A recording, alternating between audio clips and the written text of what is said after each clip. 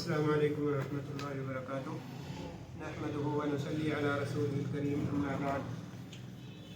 اللہ کے فضل سے آج ہمارا ترجمہ کی کلاس کا 5واں سبق ہے، اور پچھلے اسباق میں ہم چند آیات سورۃ الفاتحہ کی پڑھ چکے ہیں۔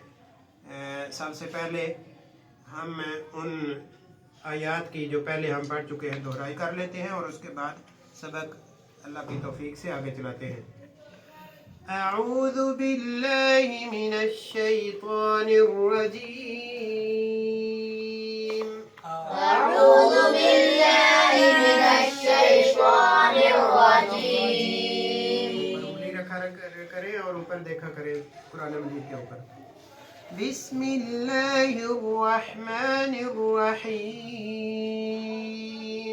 بسم اللہ الرحمن الرحیم۔ الحمد للہ رب العالمین۔ الحمد للہ رب العالمین۔ الرحمن الرحیم۔ الرحمن الرحیم۔ مالک یوم الدین۔ مالک یوم الدین۔ ایاک نعبد وإیاک نستعین۔ ایاک نعبد وإیاک نستعین۔ جی اگلی آیت سے آج کا سبق شروع ہوتا ہے۔ اہدنا الصراط المستقیم۔ اهدنا الصراط المستقیم۔ اہدنا کے اندر اکثر لوگ بولتے ہیں اہدنا نہیں بولنا بلکہ اہدنا۔ آگے ہے الصراط، صاد کو بھی موٹا پڑھنا ہے، را کو بھی موٹا پڑھنا ہے، اور طا کو بھی شاباش۔ اہدنا الصراط، اهدنا الصراط۔ اہدے نہیں بولنا بلکہ اہدی۔ اهدنا الصراط المستقیم۔ جی اس کے بعد ہے المستقیم۔ المستقیم۔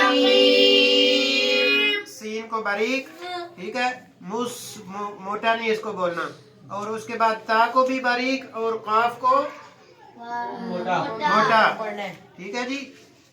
اور المستقیم۔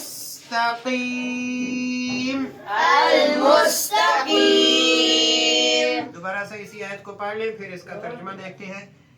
اہدنا الصراط المستقیم۔ اهدنا الصراط المستقیم۔ جی اہدنا، ہدایت دے ہم کو، ہدایت دے ہم کو، الصراط راستہ، الصراط راستہ، کسی بھی راستے کو کیا بولتے ہیں؟ صراط، ٹھیک ہے۔ تو الصراط راستہ، تو یہ ہے الصراط کوئی خاص راستہ، کون سا خاص راستہ؟ المستقیم، المستقیم۔ سیدھا، سیدھا راستہ۔ ٹھیک ہے۔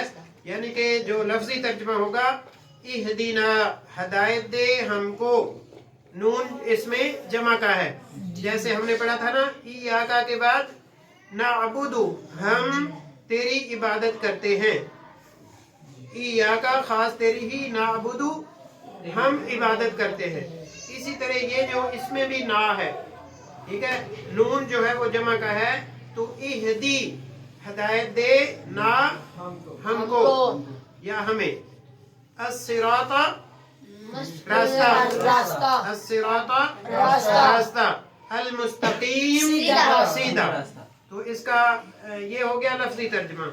اور اب با محاورہ یعنی کہ پوری آیت کا اہدنا الصراط المستقيم اهدنا الصراط المستقيم ہدایت دے ہمیں راستے سیدھے کی ہدایت دے ہمیں راستے کی سیدھے راستے نہیں کہنا الصراط پہلے ہے المستقیم بعد میں ہے تو اسی طریقے سے ترجمہ اگر با محاورہ بھی کرنا ہے تو اسی طریقے سے کریں گے تو آپ کو سمجھ آئے گی ہدایت دے ہمیں راستے سیدھے کی ہدایت دے ہمیں راستے سیدھے کی ہاں بے شک با محاورہ ترجمہ کرنا ہے لیکن اس کے باوجود کوشش یہی ہونی چاہیے کہ جو لفظ پہلے ہے اس کا ترجمہ پہلے اور جو بعد میں ہے اس کا ہاں تو اس کا با محاورہ ترجمہ بھی ایسا ہی بنے گا کہ ہدایت دے ہمیں راستے سیدھے کی جی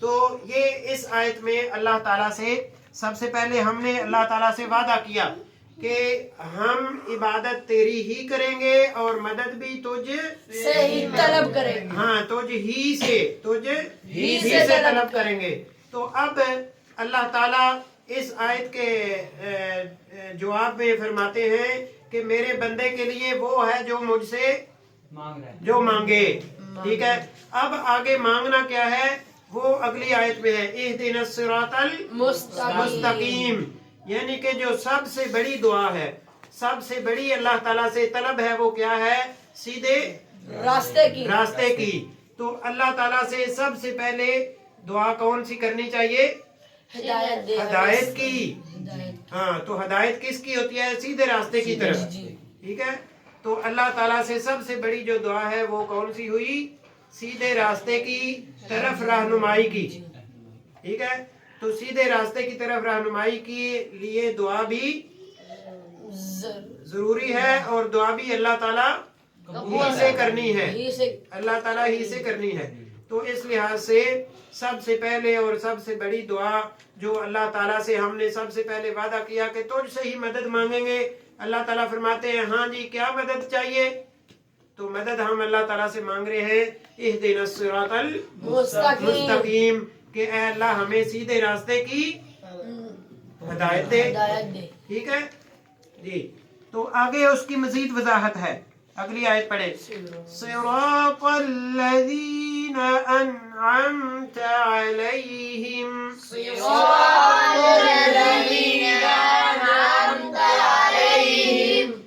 غیر المغضوب علیہم ولا الضالین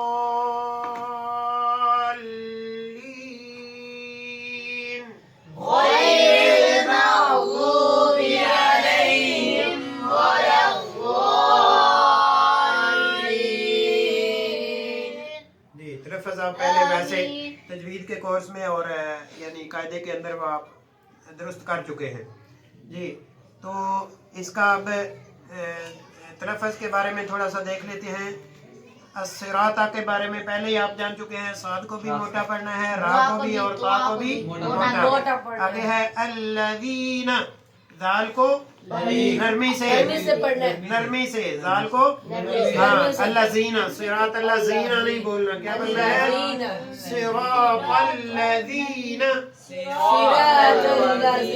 جی اس کے بعد ہے انعمت دیکھیں آپ نے دیکھو غلط کیا ہے انا نہیں بولنا انعمت ہاں پہلے ان حمزہ ہے ان اور اس کے بعد عین زبر میم انعمت ہاں عین کو نرمی سے پڑھتے ہیں عین میں جھٹکا نہیں ہوتا آپ وہ بھی کر رہے ہیں انعمت نہیں بولنا انعمت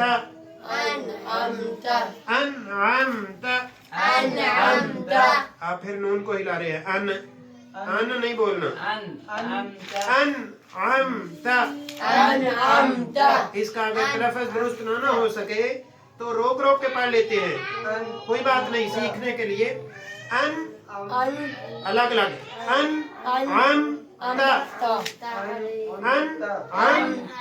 روک روک کے پڑھ لے جب درست ہو جائے تو پھر انعمت ہاں لیکن نون کو ہلانا نہیں ابھی بھی آپ نون کو ہلا رہے ہیں ان نہیں بولنا انعمت نہیں أنعمت أنعمت أنعمت أنعمت हाँ नून को ख्याल करना है, अनअमता नहीं बोलना। ये जितना आप ख्याल करेंगे इब्तिदा में आइंदा आपके लिए आसानी होगी जी। अनअमत أنعمت हाँ ता को बारीक पढ़ना है, ठीक है जी। उसके बाद अलैहिम, عليهم आइन को नरमी से अलई यानी कि हमजा की तरह उसको झटका,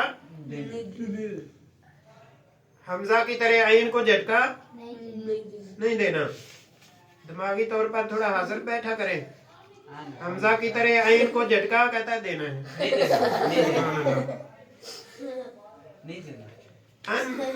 अलैहिम आइन को नरमी से, और बाज लोग खास तौर पे यानी पुराने बूढ़े लोग अलैहिम बोलते हैं, ठीक है। अलैहिम इस तरह नहीं बोलना बल्कि अलैहिम अलैहिम अलैहिम عليهم नहीं, उनको सीखना चाहिए ना। किसी को भी अगर नहीं आता उसको सीखना चाहिए उम्र के अंदर, यानी कोई मजायका नहीं कि कोई बूढ़ा होके सीखे या जवानी में सीखे या बचपन में सीखे, ठीक है। हाँ जी जी। अलैहिम عليهم हा को मोटा पढ़ना है, अलैहिम। عليهم उसके बाद गैरिल मग़दूबी, غير المغضوب गैरिल मग़दूबी غير المغضوब जी। ज़ाद के बारे में मैं पहले कई दफ़ा बता चुका हूँ, जो हमारे सुनने वाले खुसूसन नए हैं। ज़ाद का मखरज जो है ना वो बहुत आसान है, लेकिन जिनको बिल्कुल मालूमात नहीं होती वो फिर ज़ाद को दुरुस्त करने में बहुत ज़्यादा गलती कर जाते हैं और फिर वो दाल की तरह आवाज़ आती है, मग़दूबी। ये नहीं होना चाहिए। ज़ाद को अदा करते बहुत आसान है, लेकिन ज़ाहिर है जिनको नहीं इल्म होता वो फिर इसको बहुत ज़्यादा मुश्किल महसूस होता है उनको। ज़ाद को अदा करते वक्त हमेशा याद रखें, ये ज़बान है मिसाल के तौर पे, ये ज़बान का अगला हिस्सा हो गया, ये साइड वाला हो गया, ये सामने दांत हो गए और ये साइड में दाढ़े हो गए, ठीक है। दांत का ज़बान का ये वाला हिस्सा दाढ़ों के साथ या ये वाला हिस्सा इधर की दाढ़ों के साथ लगाना है तो ज़ाद बड़ी आसानी से अदा होता है। और इसके अंदर झटका नहीं लगाना है, मग़दू जैसे बोलते हैं ऐसे, ठीक है। दाल की तरह आवाज भी नहीं होनी चाहिए और ज़ाद को पढ़ना नरमी से है लेकिन इसकी आवाज मोटी होती है, मग़दूबी, ठीक है। ज़बान को ये भी ज़हन में रखें कि दाएं तरफ या बाएं तरफ लगाते वक्त मुंह नहीं टेढ़ा करना। बाक़ी लोग क्या करते हैं मग़दू ऐसे, उनका जो है ना वो चेहरा भी टेढ़ा हो जाता है। बहुत आराम से नफासत के साथ चेहरे को टेढ़ा मेढ़ा किए बगैर ज़बान को इस तरफ लगाना है या फिर इस तरफ दाढ़ों के साथ लगाना है या बेशक फैला के दोनों तरफ लगा लें। समझ आ गई जी। गैरिल मग़दूबी अलैहिम, ये पहले भी आप पहले सीख चुके हैं, अलैहिम ऊपर भी, वलद्दाल्लीन,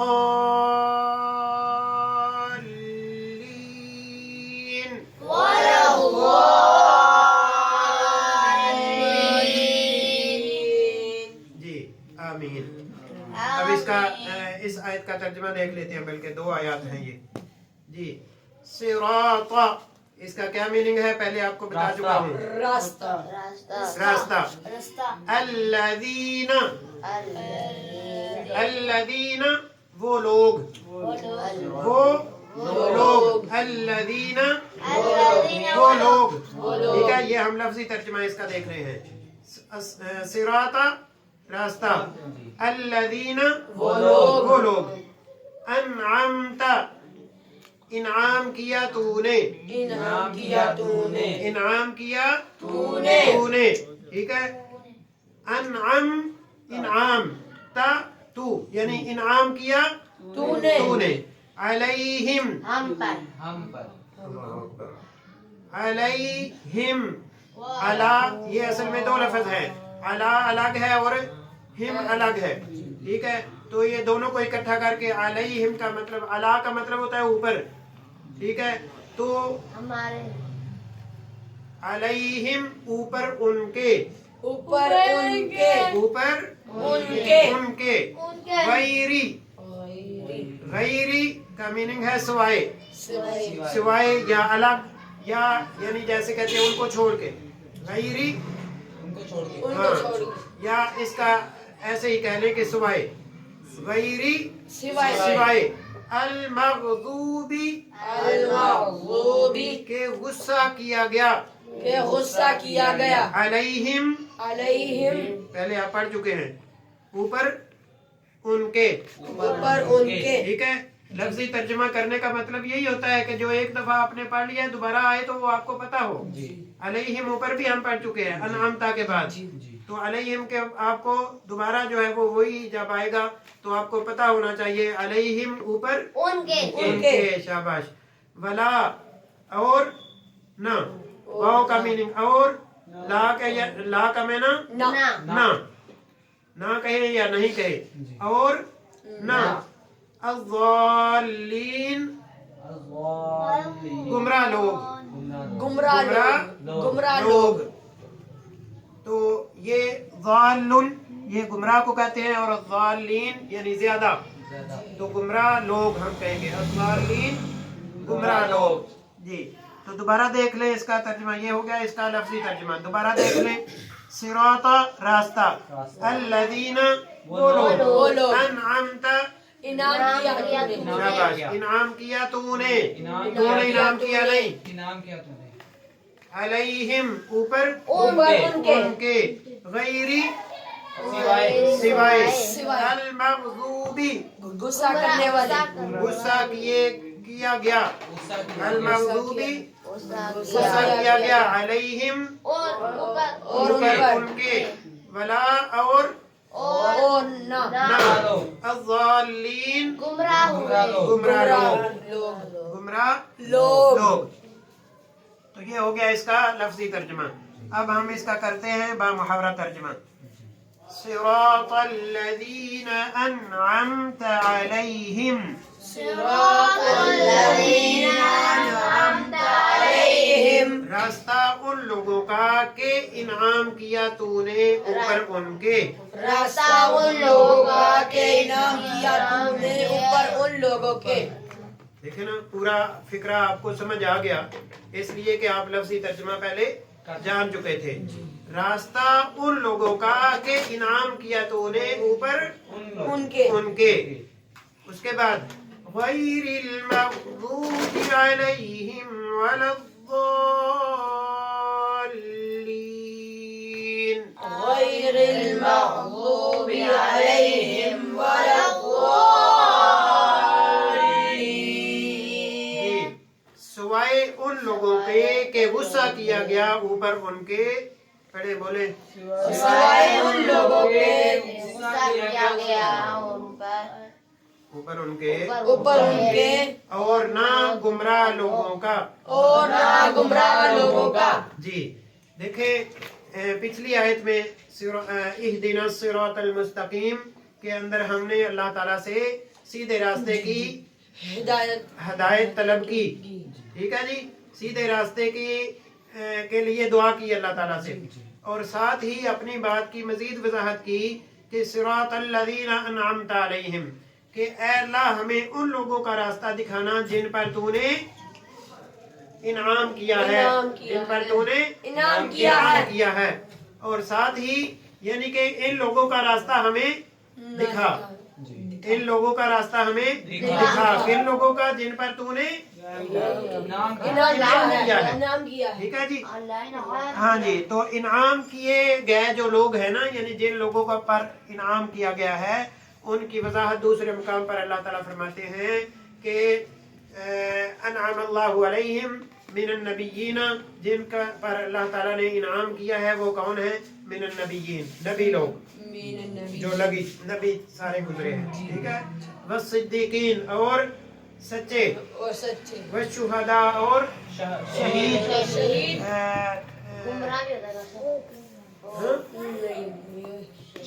والشہداء शहीद वस्सालिहीन और नेक लोग और ये आयत हमारे इस्लामियात की बुक में है। जी और नेक लोग, ठीक है जी। यानी कि ये कौन से हैं इनाम याफ्ता लोग? नबी हो गए, सिद्दीक सच्चे लोग, ठीक है, और शुहदा और सालिहीन, शाबाश। तो ये जो 4 किस्म के लोग हैं, इनके रास्ते पर चलने की अल्लाह ताला से दुआ मांगी जा रही है। और ऐसे लोग जिन पर अल्लाह ताला का गुस्सा हुआ, ठीक है, यानी कि यहूदी, बल्कि ईसाई, ठीक है, और दूसरे नंबर पर वलद्दालीन, और ऐसे लोग जो कि गुमराह हैं, वो कौन है? यहूदी। यानी कि यहूदी और ईसाइयों का जो रास्ता है, उनसे बचने की अल्लाह ताला से दुआ की जा रही है। और किन लोगों के रास्ते पर चलने की हिदायत की दुआ की जा रही है? इनाम शाबाश, जो कि इनाम याफ्ता लोग हैं, ठीक है। तो ये सूरतुल फातिहा अल्लाह के तौफीक से हमारी आज जो है वो मुकम्मल हो गई।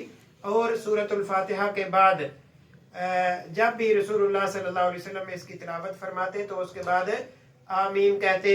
तो आमीन का मीनिंग है ए अल्लाह हमारी दुआ कबूल फरमा। और इसके बहुत सारा जो है वो तर्जुमा किया गया है, लेकिन मुख्तसर यही है कि आमीन ए अल्लाह हमारी इस दुआ को कबूल फरमा। तो आज अल्लाह की तौफीक से आज हमारी सूरतुल फातिहा मुकम्मल हो गई। तो जो अल्लाह ताला से हमने दुआ की है ना, सीधे रास्ते की और इनाम याफ्ता लोगों के रास्ते की, और गुमराह और गुस्सा जिन पर किया गया है, उन लोगों के रास्ते से बचने की दुआ की गई है। अब पूरे कुरान मजीद में अल्लाह ताला ने वजाहत फरमाई है कि सीधा रास्ता कौन सा है, ठीक है, और इनाम याफ्ता लोग कौन हैं, और उनका क्या तरीक़ेकार होता है, किस तरीके से वो जिंदगी गुजारते हैं। और जो मग़ज़ूबी अलैहिम है, यानी जिन पर अल्लाह ताला का गुस्सा हुआ है, उनकी भी वजाहत मौजूद है कुरान मजीद में। और गुमराह लोग जो है उनकी भी वजाहत मौजूद है। ये अब इस सूरत के अंदर जो हमने दुआ की है, उस दुआ के बदले में पूरा कुरान मजीद यानी कि सूरतुल बकरा से लेके सूरत नास तक, ये अल्लाह ताला ने हमें ये हदायत जो हमने मांगी है, वो हदायत अल्लाह ताला ने इसमें हमें दी है, ठीक है।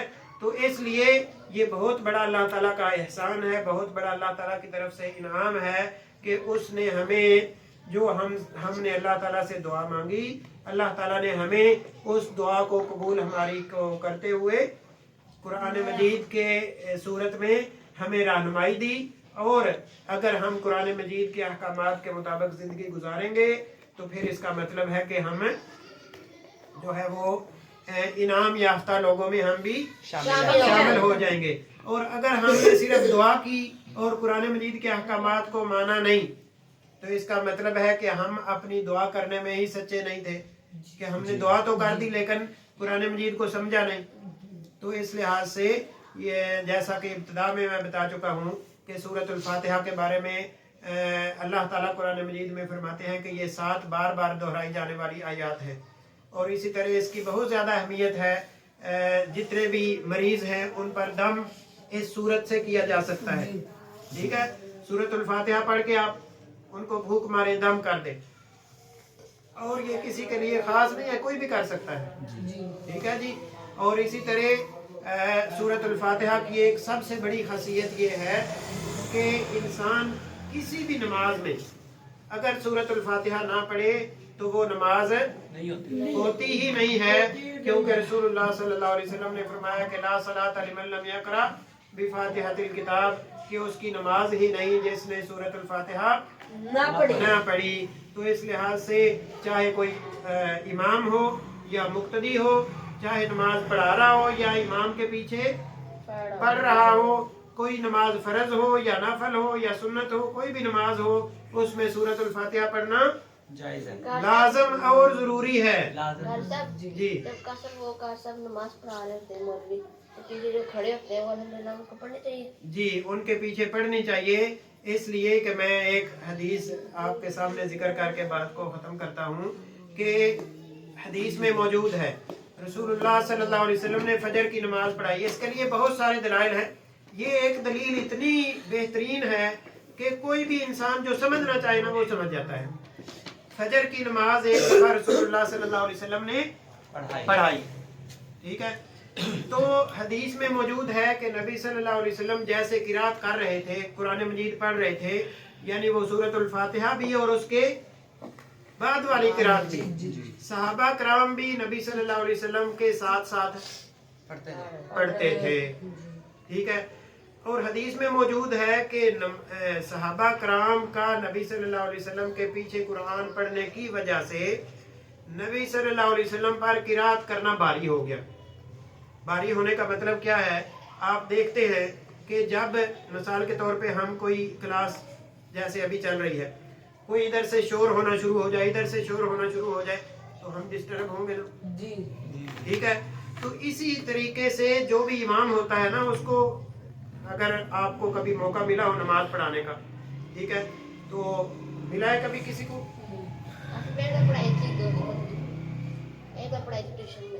चले, मुख्तसर ये है कि जो नमाज पढ़ा रहा होता है ना, उसके इर्द गिर्द अगर शोर होना शुरू हो जाए ना, तो उसके लिए नमाज पढ़ाना मुश्किल हो जाता है, ठीक है।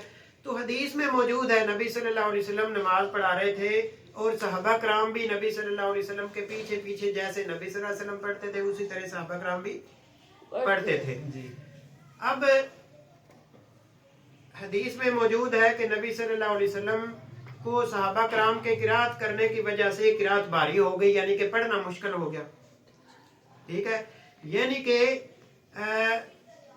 चले इसकी मजीद वजाहत मैं बाद में करता हूँ कि जब किरात भारी हो गई तो सलाम फेरने के बाद, नमाज ख़त्म करने के बाद नबी सल्लल्लाहु अलैहि वसल्लम ने सवाल किया कि हल अंतुम तक़राऊन वराअ इमामिकुम, यही लफ्ज़ है हदीस में कि क्या तुम अपने इमाम के पीछे यानी मेरे पीछे तुम कुछ पढ़ते हो? तो कालू भला या रसूल अल्लाह, सब ने सहाबा कराम ने कहा हाँ अल्लाह के रसूल सल्लल्लाहु अलैहि वसल्लम हम आपके पीछे किरात करते हैं, पढ़ते हैं। तो नबी सल्लल्लाहु अलैहि वसल्लम ने फरमाया कि ला तफ़अलू इल्ला बिफ़ातिहतिल किताब फ़इन्नहु ला सलात लिमन लम यक़रा बिहा।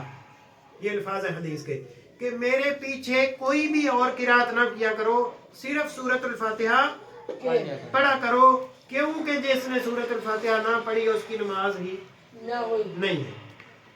कैसे हो गए मौजूद अगर पढ़ ले जो कि अजान देते हैं, अजान नहीं और जो इमाम के नमाज पढ़ते हैं तो वो पढ़ ले तो हमारी भी होती है, खामोश होते हैं वो सारे, दो खामोश होते हैं। बात ये है, ये हदीस मेरे ख्याल से आपको समझ आ जानी चाहिए कि नबी सल्लल्लाहु अलैहि वसल्लम ने किरात की और सहाबा कराम ने भी सूरतुल फातिहा भी पढ़ी और बाद वाला कुरान भी पढ़ा, ठीक है।